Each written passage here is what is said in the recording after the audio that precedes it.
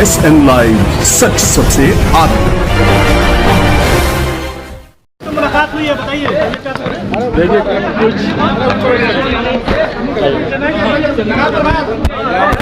देखिए ये पूर्णतः एक व्यक्तिगत मुलाकात है। मुझे पिछले दिनों परिवार में हुए कार्यक्रम निकाह में मुझे शामिल होना था, उस वक्त मैं नहीं आ पाया था और फ़ोन पे मेरी बातचीत हुई और उसी वक्त मैंने उनसे कहा था कि मैं जब भी आऊँगा सिवान तो मैं घर पे ज़रूर आऊँगा। तो आज ये सिर्फ उस व्यक्तिगत संबंध को निभाने के लिए मैं यहाँ पर आया हूँ। मैंने कहा था कि मैं आऊँगा, इस बीच में नहीं आना हो पाया, तो सिर्फ मैं उस वजह से आज यहाँ पर। जनाब जी, एक बयान आया है जिसमें आपने कहा है कि नीतीश कुमार की पार्टी में बड़ी टूट होने वाली है। भाई कहाँ गलत कह रहा हूँ मैं? आप बताइए क्यों टूट नहीं होगी? भाई मुख्यमंत्री जी की पार्टी में आज की तारीख में जो विधायक और सांसद हैं, ये वही लोग हैं जो उस वक्त के महागठबंधन के सामने जीत कर आए थे। तो आज उनको अपने भविष्य को लेकर एक इनसिक्योरिटी तो है ही ना, तो स्वाभाविक है कि उनके मन में इस बात को लेकर एक अनिश्चितता का माहौल है और एक असंतोष मुख्यमंत्री जी की पार्टी में है, जो बहुत जल्द परिणाम स्वरूप पार्टी में टूट के तौर पर देखने को मिलेगा। आज तो बहुत देर तक मुलाकात हुई आपकी। भाई हर मुलाकात के राजनीतिक परिपेक्ष नहीं होते। यहाँ पर मैं घर का सदस्य बनकर आया हूँ, पुराने संबंध हैं इस परिवार से, सिर्फ उस नाते आया हूँ। हर मुलाकात को राजनीतिक परिपेक्ष से देखने की जरूरत नहीं। बिल्कुल, बहुत सारी बातें रही हैं पुरानी करने वाली। हाल ही में प्रधानमंत्री नरेंद्र मोदी ने बीजेपी कार्य समिति की बैठक में कहा था कि आम चुनाव होने में करीब 400 का दिन बचा हुआ है और सभी कार्यकर्ता अभी से चुनाव की तैयारियों में लग जाएं।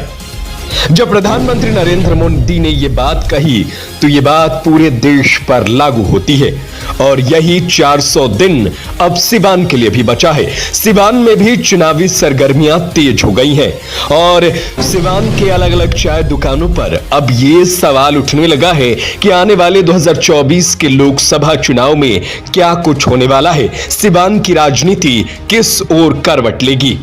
एक ओर जहां पूर्व सांसद मोहम्मद शहाबुद्दीन का परिवार आरजेडी से नाराज चल रहा है, वहां से अब तक कोई ये खबर नहीं आ पाई है कि ओसामा साहब और उनकी मां इस परिवार के साथ यानी आरजेडी के साथ फिर से सुलह कर लिया हो, या दूसरी तरफ ये खबर अब तक निकल करके सामने नहीं आई है कि बीजेपी इस सीट को लेकर के क्या रणनीति बनाएगी और इस सीट से यहां कौन चुनावी मैदान में उतरेगा। आपको बता दें कि 2019 के लोकसभा चुनाव में बीजेपी और जेडीयू मिलकर चुनाव लड़े थे और जेडीयू कोटे में सिवान आया था, जहां से पूर्व विधायक कविता सिंह ने इस सीट से लोकसभा का चुनाव लड़ा और जेडीयू की टिकट पर वो जीत दर्ज कर पाई। लेकिन ये सीट बीजेपी के खाते से चली गई थी। लेकिन उससे पहले अगर आपको बता दें कि सिवान का ये सीट बीजेपी के कब्जे में था। 2 बार के सांसद रह चुके ओम प्रकाश यादव का टिकट काटकर बीजेपी ने यह सीट जेडीयू को दे दिया था। लेकिन अब सवाल यह है कि क्या अब बीजेपी यहां से चुनाव लड़ेगी तो आखिर कौन उसका उम्मीदवार होगा?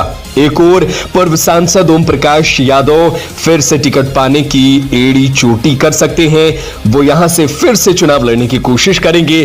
तो वहीं मनोज सिंह पूर्व एमएलसी भी यहां से चुनाव लड़ने की अपनी पूरी तैयारी में नजर आ सकते हैं, क्योंकि वो भी इससे पहले चुनाव लड़ चुके हैं। अब सवाल आता है कि आखिर अब आरजेडी सिवान लोकसभा सीट से किसको अपना उम्मीदवार बनाती है? तो कई जानकारों का मानना है कि अभी सिवान से आरजेडी सुलहनामे की कोशिश कर सकती है।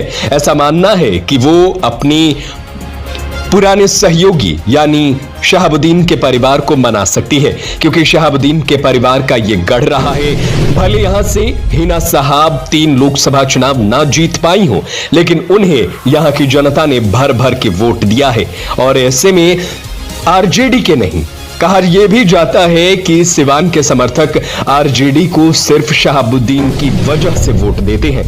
ऐसे में क्या आरजेडी शहाबुद्दीन परिवार को टिकट ना देकर कोई जोखिम मोल लेगी, या हिना साहब को टिकट देकर सिवान की जनता के बीच अपनी फिर से पकड़ मजबूत करेगी। देखना होगा कि क्या होता है। तो वहीं सबसे बड़ा अगर कोई सवाल खड़ा होता है सिवान के लिए तो वो ये है कि पूर्व एमएलसी टुन्ना जी पांडे भी एक ऐसा नाम है जो लगातार सिवान की राजनीति में अपनी पकड़ बनाते हैं। हाल ही में देखा गया था कि टुन्ना जी पांडे आरजेडी की नेता और पूर्व मुख्यमंत्री राबड़ी देवी से भी मुलाकात कर चुके हैं। माना यह जा रहा था कि वो सिवान में अपनी पैठ बनाने के लिए भी लगातार एड़ी चोटी का जोर लगा रहे हैं। तो दूसरी ओर रईस खान भी इस पूरे मामले में पीछे नहीं है।